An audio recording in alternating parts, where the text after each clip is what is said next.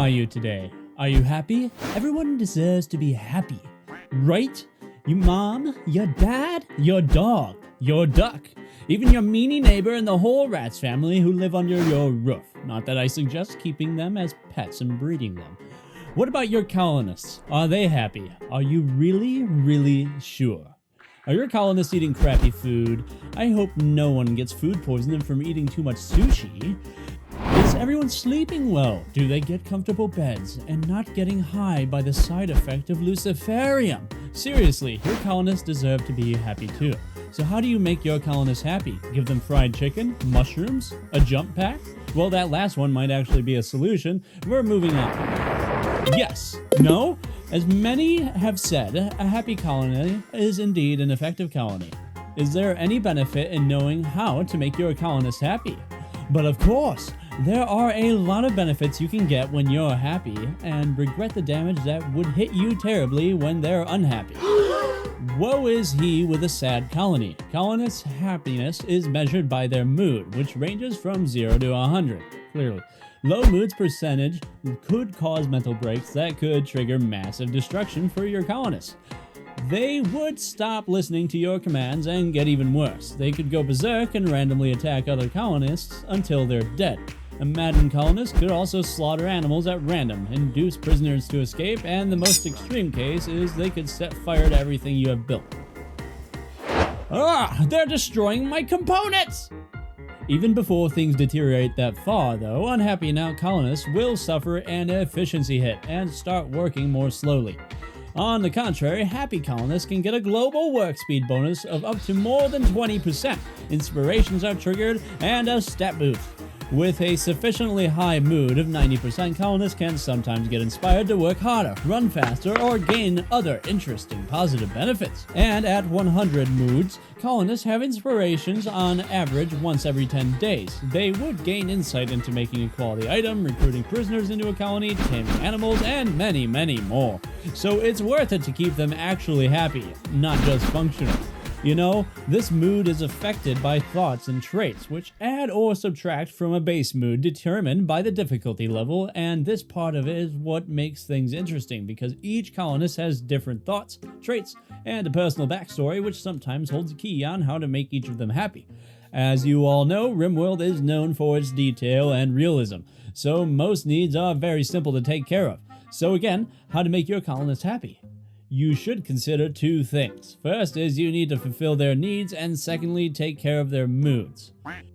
Let's check and talk about their needs first. What are they? Number one is food. Hunting can be fun, but cooking is too. It may seem obvious, but place your best cooks in charge of butchering and cooking, and put your best shooters in charge of hunting. They'll get their job done more efficiently and quicker. Keep in mind that growing plants is more sustainable option, as fruits and veggies take up to a month to spoil in some cases, and farms yield much more food than sporadic hunting. Don't be afraid to harvest wild berries for the first few days of your time on the rim. High-quality meals, which consist of vegetables and meat, will improve their state of mind. Make sure there's a decent surplus of food in your freezer, and don't take on more prisoners or colonists than your food supplies can handle. Pemmican, forget about this in your colonies. You don't need it unless you are tribals or caravanning. If you're in an emergency, select a pet with no bonded master, slaughter and eat. Rest in peace. And don't forget, we eat raiders too. Second is sleep. Managing your colonist's rest level is not as easy as it sounds. It can be tricky, but basically your colonist needs a moment of rest and relaxation during the hard day. It's good to make sure that they have their own rooms, beds, and enough free space. Use your own judgment to make each of your colonists sleep enough. Masterwork beds are always good, and you're not building a jail, so they must be at least somewhat aesthetic. I'll explain about aesthetics later. Number 3 is entertainment. Your colonists need some entertainment. Even a simple horseshoe throwing can raise their recreation stat. It's good to have a room with a pool table, a TV, or a quality meal. Yay for food, again. There are 2 ways to gain recreation. The first bit here is pretty basic, consuming something pleasurable such as chocolate or beer, or a good meal. Also, doing an activity such as playing horseshoes, watching television, or playing chess. Some activities require nothing, while other activities require the relevant building of items. Certain items can only be purchased from traders. Wow, I flubbed that whole sentence.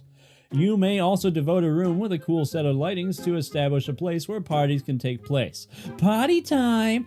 Using the same type of entertainment over and over again will decrease the bonus it provides. That's why you should have a wide variety of recreation sources so your colonists don't get bored repeatedly throwing horseshoes at a pit or wandering around aimlessly. You can also obtain additional recreation sources from exotic goods traders such as telescopes or mega screen televisions, which offers more recreation than the craftable tube and flat screen televisions. Number 4 is aesthetics. Told you we'd get back to this. Some colonists will pay more attention to aesthetics than others. Fancy pawns!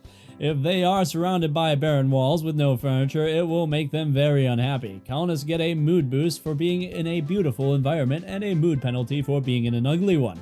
Ugly generally means dirty. Uncleanliness can lower your colonists' moods, making recruiting prisoners harder, cause infections and sick and injured people, and cause food poisoning and decrease work speed. So maybe you want to take care of all those dead bodies laying around, yeah. To avoid the negative effects of a dirty colony, make sure cooking, medical, and living areas, including prisoner quarters, are clean at all times, which means no dead foxes. Unavoidable ugliness can be countered with pretty decors. Make some expensive or expressive sculptures and put them right into the mess. Some beauty bonuses mostly come from floors, well-crafted furniture, and artwork like sculptures. Smooth floors and walls, as well as carpets, are an effective source of beauty, as you will get +2 beauty per tile, but somewhat work and resource intensive to make, so keep that in mind. For furniture, material type makes a significant difference. Wood, for example, multiplies the beauty value of an item by 125%, while silver multiplies it by 300 and gold by 600, so build stuff out of gold. Build lots of stuff out of gold. Most stone types have 120% beauty modifier, but marble has a 135% bonus. Steel has a flat modifier of 100%. This means that all else being equal, precious metal furniture is prettiest. Marble furniture is prettier than wood furniture, and wood furniture is prettier than any other common material. Number 5, comfort. Colonists have a comfort meter that changes depending on their circumstances. A highly comfortable pawn will gain a mood bonus and will also have some slight efficiency gains. The main tricks is to put chairs at all the work spots for your workbenches so your colonists are sitting down. Chairs! Yes, chairs!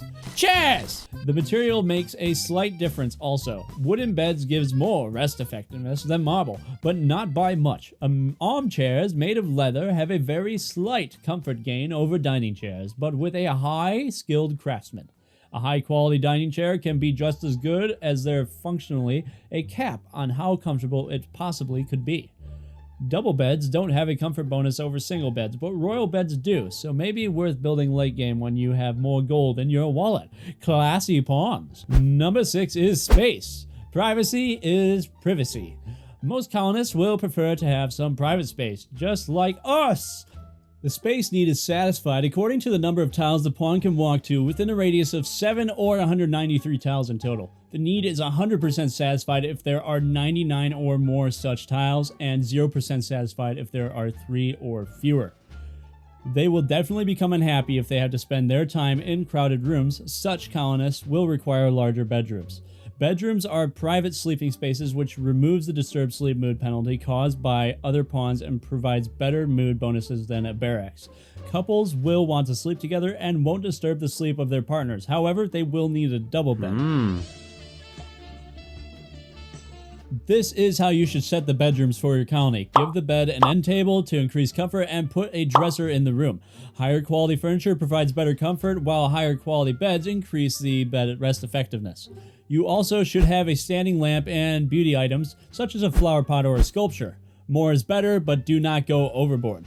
Now let's talk about mood. As their needs have been fulfilled, your colonists also need some sort of mood management because this is the most important factor for all of your colonists to be happy. There are various ways of increasing mood that is involved with mood influencing thoughts. 1. Avoid bad things. Keep an eye on your colonist needs tab and see which of their negative thoughts can be alleviated. Don't harvest organs, butcher humans, or serve their meat to them. Yikes. Unless You have the happiness to spare, which is also, your other option. It makes your colonists unhappy. You might want to avoid cold places as well because your colonists will get a negative thought if they sleep in the cold, like temperature below 12 degrees Celsius. I am frozen. Number 2, environments. A colonist in a clean, beautiful, and spacious inferior is a happy colonist. Conversely, a colonist in a hideous environment can quickly go berserk. The difference between the best and worst environments can be as much as a 60 mood penalty. 3. Encourage your colonists to follow their passion. Depending on your colonist's past, before beginning their current journey in your settlement, they will be able to perform a variety of tasks that can benefit your colony. While it is tempting to have your colonists participate in every possible task to improve over time, it is best in practice to spread responsibilities out to move the colony forward as a whole. As in life, your colonists have certain activities they are more passionate about than others, and because of their passion, they will pick up on them faster, which helps to accomplish all the tasks necessary to support your colony.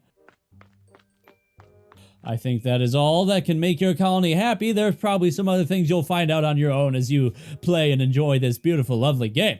But please don't forget to make yourself happy too as you smash the like button 1001 times very quickly. Make sure that's an odd number. If you hit it an even number of times, the fox will get mad. Please subscribe and leave a comment for more tips and happiness tips and more videos and happiness videos and videos and videos and videos. Here's a video, watch another video. King Noobert out!